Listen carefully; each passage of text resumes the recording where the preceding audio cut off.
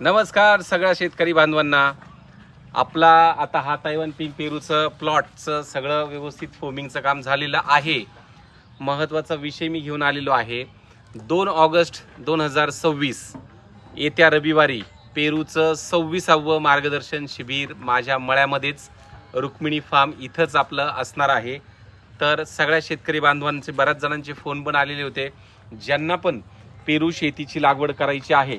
पेरू शेती लागवड करायची असेल तर पेरू शेती लागवड करण्याच्या पहिले खूप महत्त्वाचे जे काही विषय असतात की पेरूसाठी जमीन कशी असायला पाहिजे, बरोबर.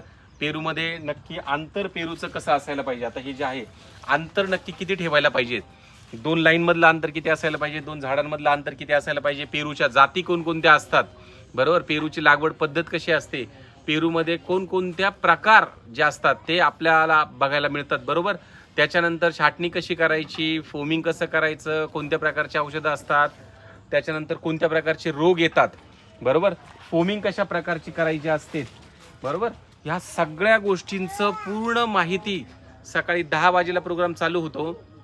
रुक्मिणी फार्म, मुक्काम पोस्ट पळसे, तालुका जिल्हा नाशिक, इथे तुम्ही येऊ शकता.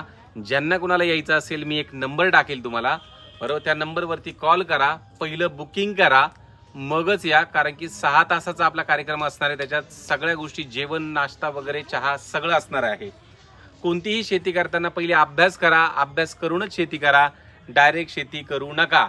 शेतकऱ्यांना सगळ्या गोष्टी एकाच दिवसात सगळ्या समजाव्या यासाठी हे पेरू मार्गदर्शन शिबिर असतं. आपला हा पेरूचा बाग आहे आणि मी स्वतः करतो. मला जे समजलं ते मला तुम्हाला सांगायचंय, त्यासाठीचा हा व्हिडिओ. धन्यवाद. भेटूया पेरू मार्गदर्शन शिबिरमध्ये.